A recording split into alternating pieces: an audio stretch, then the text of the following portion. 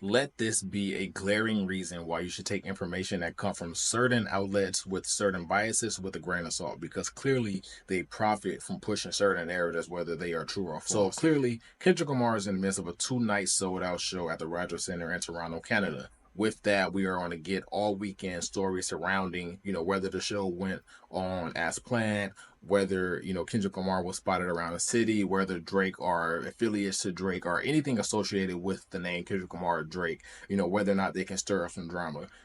Here you see we have this article to where it's showing that Kendrick Lamar is leaving with police escort with all these police officers, portraying that Kendrick Lamar was scared to perform in Canada.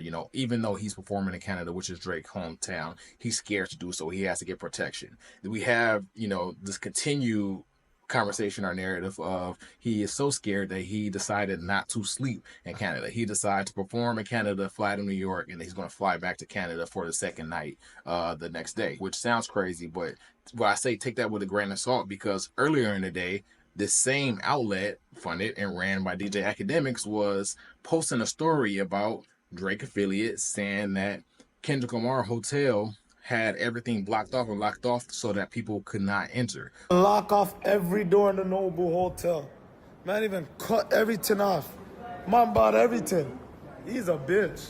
In the famous words of Jay-Z, is it Uchi Wally or is it one mic? Is it that Kendrick Lamar is so scared that he has the entire hotel shut down? Or is it that Kendrick Lamar is so scared that he won't even stay in Toronto, Canada? He's decided to stay in New York. I don't think either is true, but I mean, obviously this page and Academics and the main thing he's been doing, Kendrick Lamar called it out on 616 in LA where he says, I can see the act's been compromised. This is him furthering showing us that he is compromised, pushing certain narratives. Like, what do we want?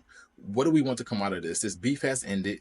Kendrick Lamar has been claimed a victor. Everybody has claimed, well, not everybody, but the majority of people has claimed Kendrick Lamar as a victor of this feud between us two, and that's that. But we continue to try to drive narratives so that it can go further beyond rap, so that the fan bases can be activated against each other, and so that the entourages of each artist can be activated against each other, and we can essentially just get violence like we did in the 90s with the East Coast West Coast beef. Like, what do we want from here? Why are we putting out this type of information? Why are we putting out this type of news? What comes from this?